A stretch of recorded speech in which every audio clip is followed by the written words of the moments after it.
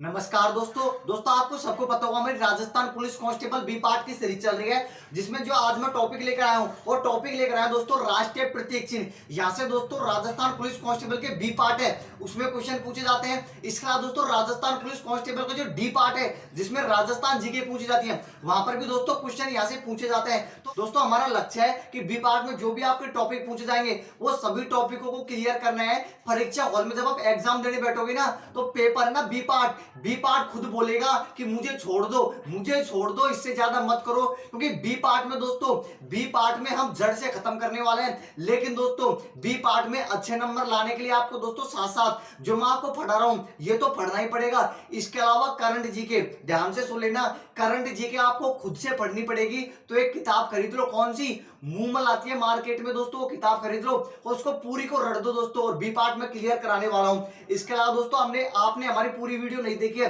तो मैंने Rajasthan police constable के नाम से अलग से प्ले लिस्ट बना दी है, तो उस प्ले लिस्ट में पूरी मेरी वीडियो पड़ी है। तो यदि आप वो पूरी वीडियो देख लेते हो ना तो 35 में से 30 नंबर लेके आओगे। ठीक है, बी पार्ट में 35 में से 30 नंबर लेके आओगे। और अभी तो 35 से 40 दिन है, 35 से 40 दिन में तो मैं बहुत कुछ कराने वाला हूं। छोटी छोटी वीडियो लेकर आता हूं, पता ही नहीं चलता है कि कब आपको मैं बी पार्ट को क्लियर करा दूंगा। आज का टॉपिक है दोस्तों राष्ट्रीय प्रतीक चिन्ह। यहां से किस प्रकार के क्वेश्चन पूछे जाते हैं दोस्तों वो मैं आपको बताता हूं। उससे पहले दोस्तों मैं आपको बता दूं, चैनल पे यदि आप पहली बार हो तो सब्सक्राइब करके घंटी वाले चिन्ह को जरूर दबा लेना। जब तक आपको ज्वाइनिंग नहीं मिलेगी तब तक आपका साथ नहीं छोड़ने वाला। तो आज का दोस्तों हमारा टॉपिक है राष्ट्रीय प्रतीक चिन्ह। यहां से किस प्रकार के क्वेश्चन बनते हैं दोस्तों, कई बार आया था आपको कि जो हमारा राष्ट्रीय पशु बाघ है इसका वैज्ञानिक नाम क्या है। इसके अलावा दोस्तों क्वेश्चन पूछे जाते हैं राष्ट्रीय पक्षी जो हमारा मोर है, जो मयूर है, इसका वैज्ञानिक नाम क्या है, ये क्वेश्चन पूछे जाते हैं। इसके अलावा दोस्तों राष्ट्रीय ध्वज, राष्ट्रीय पंचांग, इसके अलावा दोस्तों जो भी इंपॉर्टेंट है सभी मैं आपके इसी वीडियो में क्लियर करने वाला हूं। तो आपका काम है वीडियो को पूरी देखना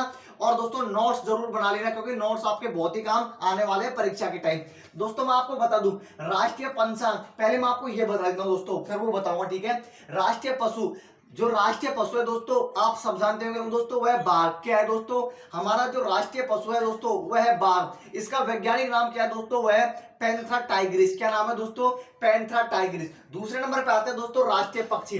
हमारा जो राष्ट्रीय पक्षी है वह है दोस्तों मयूर यानी मोर। इसका वैज्ञानिक नाम है पाओक्रेटस। ये राजस्थान पुलिस का बहुत फेवरेट क्वेश्चन है कि राष्ट्रीय पक्षी जो मोर है इसका वैज्ञानिक नाम क्या है दोस्तों, पाओक्रेटस। क्या नाम है, पाओक्रेटस। आगे बता दूं राष्ट्रीय पुष्प, हमारा जो राष्ट्रीय पुष्प है दोस्तों आपको सबको पता होगा वो है कमल। क्या है दोस्तों, कमल। इसका वैज्ञानिक नाम है दोस्तों न्यूलंबो न्यूसीफेरा। क्या नाम है दोस्तों, न्यूलंबो न्यूसीफेरा वैज्ञानिक नाम है दोस्तों कमल का।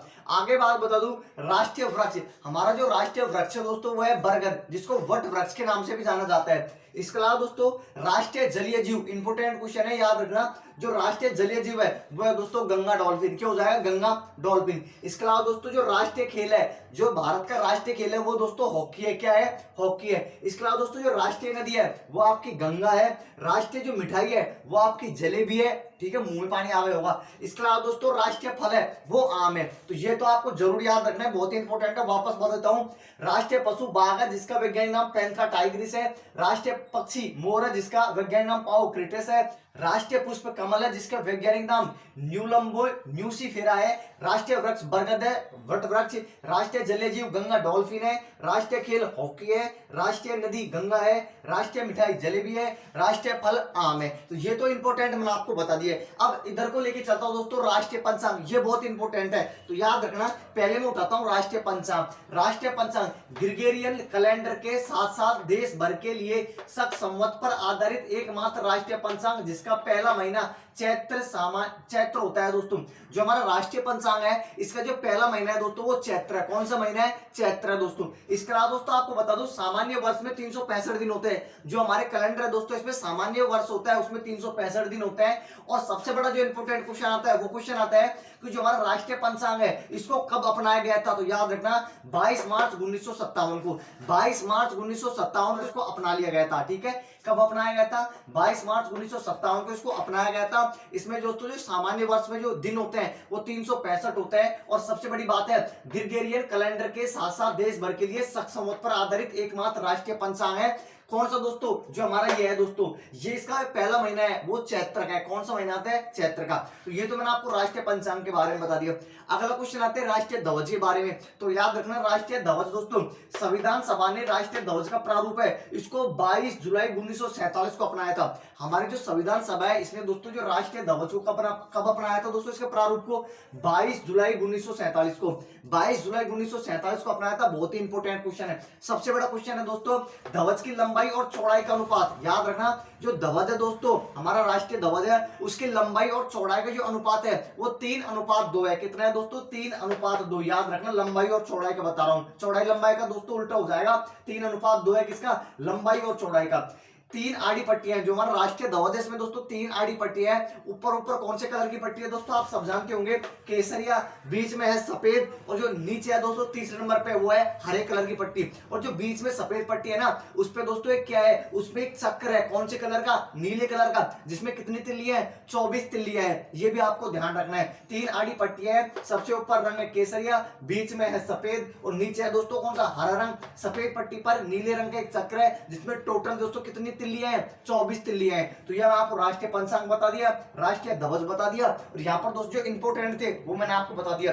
अब एक बार आप इसका स्क्रीनशॉट ले लो, फिर हम आगे चलते हैं। अभी तो आगे बहुत कुछ है दोस्तों इंपोर्टेंट, तो आगे चलते हैं। एक बार इसका स्क्रीनशॉट आप जरूर ले लीजिएगा, फिर आगे चलते हैं दोस्तों। आगे चलते हैं दोस्तों राष्ट्रीय गान और राष्ट्रगीत की तरफ और राज्य चिन्ह की तरफ दोस्तों।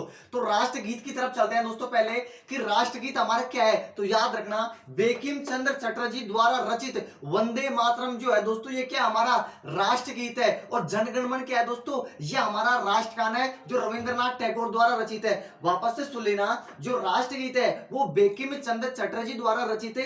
क्या है दोस्तों, वंदे मातरम जो है, जो क्या है हमारा राष्ट्रगीत है। इसे याद रखना, इसे 1896 में भारतीय कांग्रेस के कलकत्ता अधिवेशन में गाया गया था दोस्तों। पहली बार जो हमारा राष्ट्रगीत है इसको 1896 में भारतीय राष्ट्रीय कांग्रेस के कलकत्ता अधिवेशन में गाया गया था। यही मैंने दोस्तों यहाँ पर लिख रखा है कि बंकिम चंद्र चटर्जी द्वारा रचित वंदे मातरम, इसे 1896 में भारतीय राष्ट्रीय कांग्रेस के कलकत्ता अधिवेशन में गाया गया था। यह क्वेश्चन इंपोर्टेंट है कि इसको कहां गाया गया था। सर्वप्रथम दोस्तों 1896 में भारतीय राष्ट्रीय कांग्रेस के कलकत्ता अधिवेशन में गाया गया था। दूसरे नंबर पर दोस्तों मैं लिख रखा है राष्ट्रगान। तो राष्ट्रगान के बारे में बताओ दोस्तों, राष्ट्रगान की रचना करी थी वो रविंद्रनाथ टैगोर ने करी थी। हमारा जो राष्ट्रगान है दोस्तों है जनगण मन दोस्तों। क्या है, जनगण मन है। संविधान सभा ने भारत के राष्ट्रगान के रूप में 24 जनवरी 1950 को अपनाया था। जो हमारे दोस्तों भारतीय संविधान द्वारा, ध्यान से सुन लेना, संविधान सभा ने भारत के राष्ट्रगान के रूप में 24 जनवरी 1950 को अपनाया था।